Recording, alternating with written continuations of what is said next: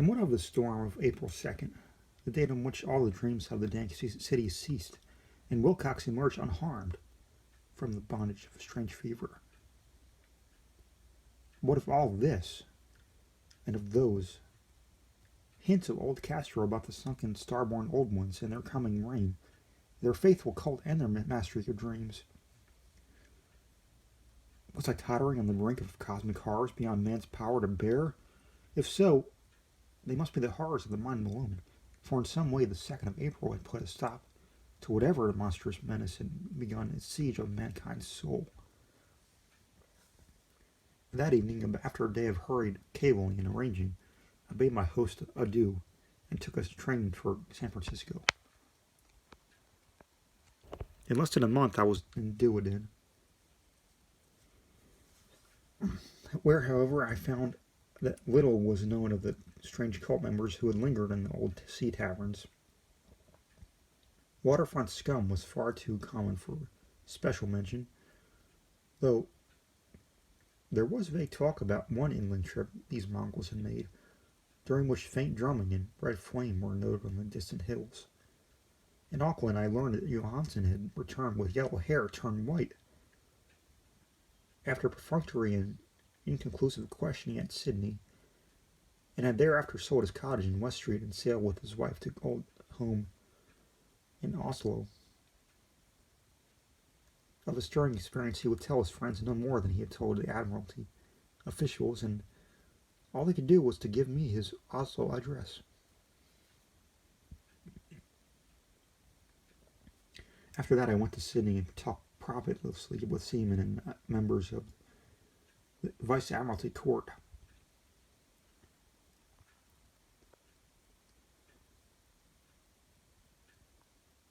I saw the Alert, now sold in commercial use, at Circular Quay in Sydney Cove, but gained nothing from its non-committal bulk.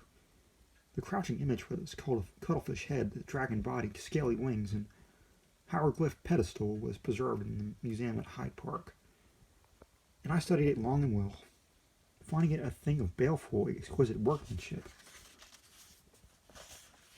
and with the same utter mystery, terrible antiquity, and unearthly strangeness of material which I had noted in Legras's smaller specimen. Geologists, the curator told me, had found it a monstrous puzzle, for they vowed that the world held no rock like it. Then I thought with a shudder of what old Castro had told Legras about the primal great ones. They come from the stars, and had brought their images with them.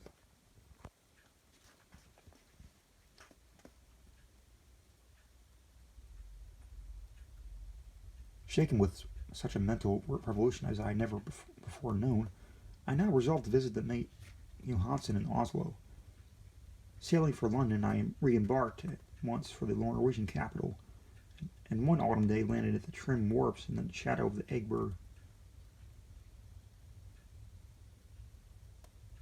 Johansen's address, I discovered, lay in the old town of King Harold Hardrada, which kept the name alive of Oslo during all the centuries that the greater city masqueraded as Christiania.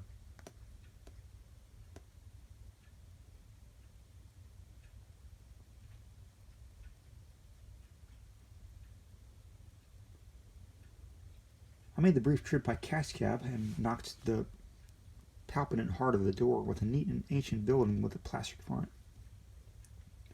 A sad-faced woman in black answered my summons, and I was stung with disappointment when she told me in halting English that Gustav Johansen was no more. He had not survived his return, said his wife, for the doings at seas in 1925 had broken him. He had told her no more than he had told the public, but had left a long manuscript of quote-unquote tactical matters, as he said, written in English, evidently in order to safeguard her from the peril of casual perusal. During a walk through the narrow lane of the Gothenburg dock, a bundle of papers falling from an attic window had knocked him down.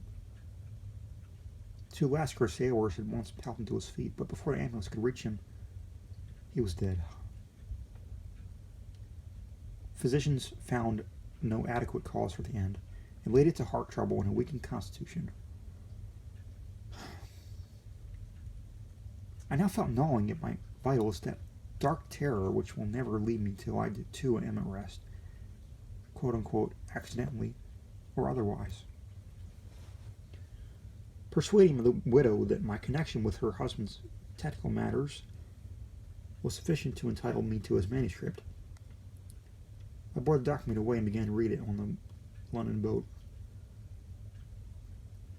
It was a simple, rambling thing, a naive sailor's effort at a post facto diary, and strove to recall day by day that last awful voyage.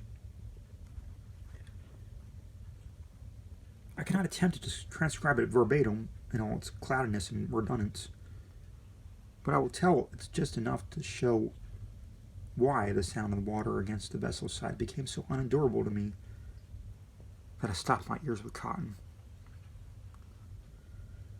Johansen, thank God, did not quite know all, even though he saw the city and the thing. But I shall never sleep calmly again when I think of the horrors that lurk ceaselessly behind life in time and in space, and of those unhallowed blasphemies from elder stars which stream beneath the sea, known and favored by a nightmare cult ready and eager to loose them on the world whenever another earthquake shall heave at their monstrous stone city again to their sun and air. Johansen's voyage had begun just as he told it to the Vice Admiralty.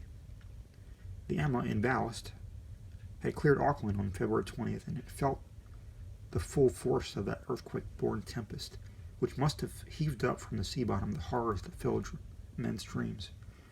Once more under control, the ship was making good progress when held up by the alert on March 22nd, and I could feel the mate's regret as he wrote of her bombardment and sinking. Of the swarthy cult fiends on the alert, he speaks with significant horror. There was some peculiarly abominable quality about them which made their destruction seem almost a duty. And Johansen shows ingenious wonder at the charge of ruthlessness brought against his party during the proceedings of the court inquiry. Then, driven ahead by curiosity in their captured yacht, under Johansen's command, the men sight a great stone pillar sticking out of the sea, and in south latitude 47 degrees 9, west longitude 126 degrees 43, come upon a coastline of mingled mud, ooze, and weedy cyclopean masonry